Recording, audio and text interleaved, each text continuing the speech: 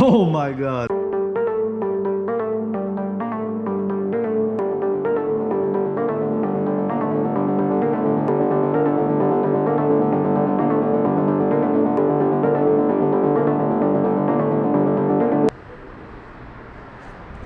What is up, guys, and welcome to another episode on the channel. Like I said in last week's episode, we hurt the seadoo. I don't know if we hurt it too bad, but it's definitely hurt. She doesn't want to turn over. So today we're gonna go ahead and begin the teardown of the Turbo RXPX 260.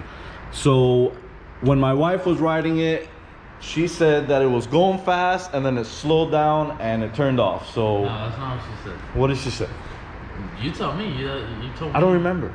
Was it it was going fast and then it wasn't going fast? It was going fast and then it wasn't going fast. So yeah, that's what she said. When I got on the ski, started riding it to the ramp, it was firing on 2 cylinders. So the first cylinder is dead. It made it all the way back to the boat ramp. So it technically didn't leave me stranded. So today we're gonna rip this thing apart. I have an idea what it is. I think it's the valves. We pulled the valve cover off and you can see, yeah, we'll show you later, but pretty sure it's the valves on this thing. So stick around, you can see the teardown on that. I just want to give a big thanks to Zach for setting up the ride yesterday with Kyle from Boosted Boys. I know it's going to give my channel a huge jump in exposure. Thanks again to Kyle for coming down, man. I appreciate, you know, you taking your time coming down. And if you guys haven't seen the videos yet, I'm sure they're up already. Check back on my channel. Check onto Boosted Boys channel and Zach's channel. They all got on this thing. They all experienced what this FZR can do, and it's super funny, and it was a good time that day. So we'll see you guys in the episode, man.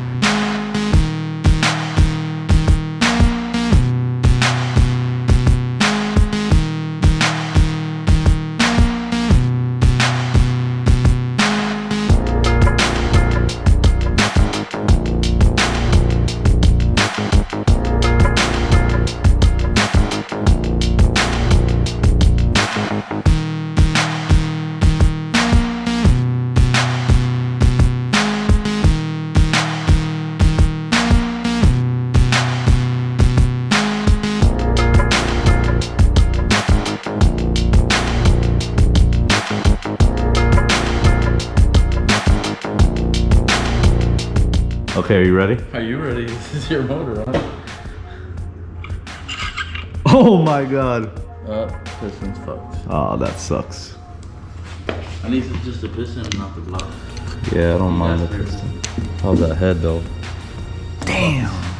Almost made it out. That sucks. Same way I blew it. Damn. That was rough.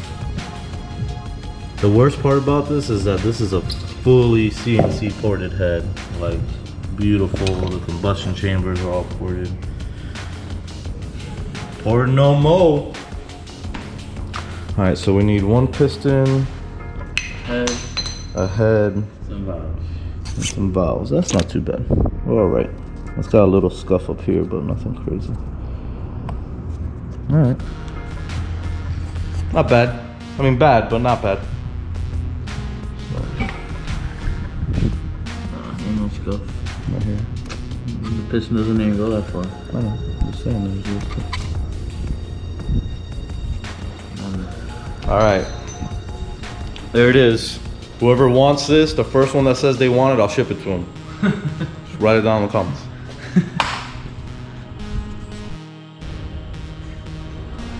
Alright, so as you guys seen, the failure on this motor ended up being the valve drop. So what I think happened is it must have floated a valve, and then when it floated and came back up, the piston hit it, which in turn broke this piece off of the rocker arm and left us with one valve completely destroyed out of that thing, and then the other one that, you know, where it hit and bent. So good thing about this, well, there's really nothing good about this, but the best part about this is that heads are not hard to come after. I have a bunch of heads. As you see, there's one there, there's one here. I have a bunch more on the shelf in the back. So that's not a big deal. The only thing that sucks is, like I said before, this is all CNC ported. Every single piece of this head is absolutely smooth. So that's the only thing that sucks about this, is I lose, you know, all that port job basically, and has to get done again. So good thing is we have a spare head here. It is pretty clean. It does need a couple guides on a couple of the spots here, but other than that, the head is in pretty good condition. I'm gonna go ahead and just freshen it completely up, throw valve seals in it, you know, brand new valve guides. And then I'm not sure if I'm gonna go all out with the CNC porting this time, because like I said, it is pricey, or if we just do like a hand port to it, which, you know, I think no matter what, the ski's making a ton of boosts, so it should blow past that anyway. So I'm gonna go ahead and continue disassembling the bottom end. Like I said, it made damage to one piston right here, so this one's got to get changed out. Everything else is perfect though. The cylinder walls look great. The way the engine is running looks perfect. So it was going good until it decided to not go good. So yeah, I'm gonna start getting that thing disassembled. I got all my parts back here on my shelf, as far as you know, my valve cover, all my bolts cam, my turbo setup, the manifold, everything is already nice and organized back here so that I don't mess up or lose or forget where I put my stuff. So I'm gonna start tearing this thing apart.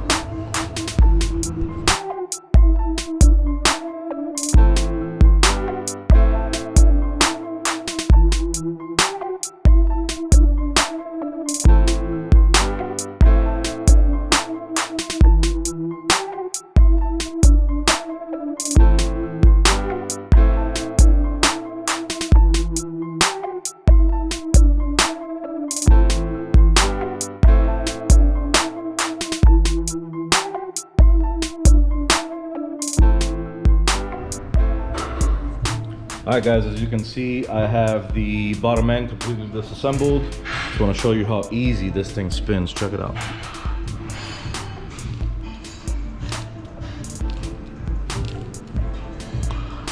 That motor was super duper healthy. So I'm gonna go ahead and get this guy off of this Gorilla rod right here.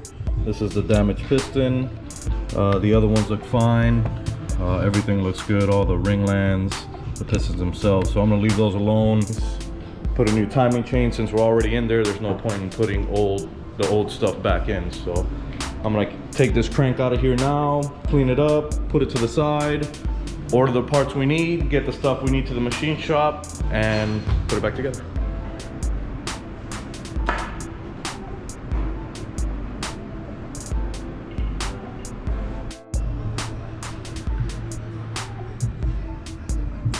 All right, there you have it. The motor is completely disassembled. Here is our crank. It is balanced and lightened some, so that makes it obviously spin a lot faster and accelerate a lot faster. So that's a reason why we do that. The pistons, everything looks great. I left everything all oiled up so that when it goes back together, I don't have any like rust buildup or anything like that on. All right guys, so before we head to the machine shop, they did ask that I disassemble the block because they do want to hone it, do the ring gap and all that. So I went ahead and took the rest of the bearings out of the block, got the pistons ready to go. As you can see, these pistons are kind of custom because they have some good reliefs, you know, punched out in them for the valves. So we're gonna have to take our goodies, which is our new piston here.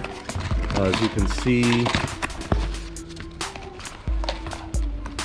the valve reliefs are a lot different on this one. They're a lot tighter, so those will be opened up for the valve clearance.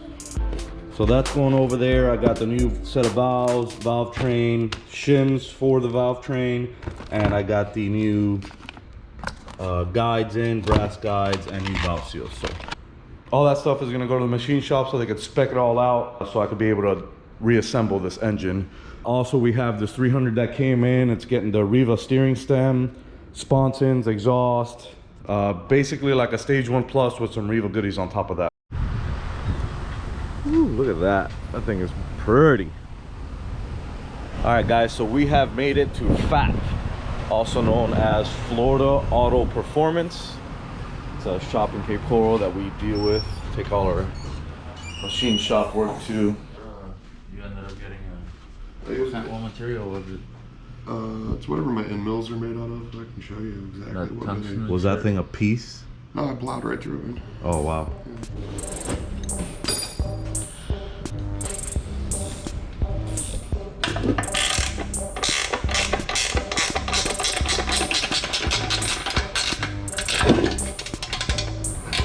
Help me. It's tight. It's not tight, you dick. It's fucking about to come off.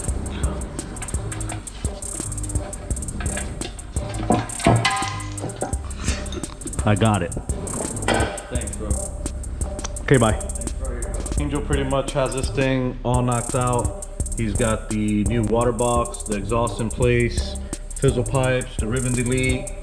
He's working on the jet pump right now, and then I'm gonna start taking over this steering setup. We're gonna have to remove this whole thing here in order to get the new Riva stem in there.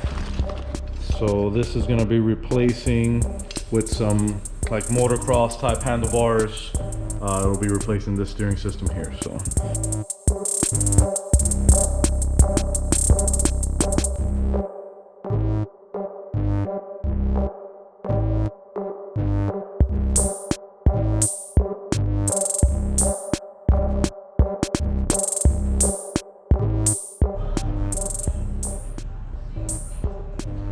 All right guys, as you can see, we have the steering set up, all buttoned up. Everything is ready to go on it. The only thing we're waiting to come in are the ODI grips for here.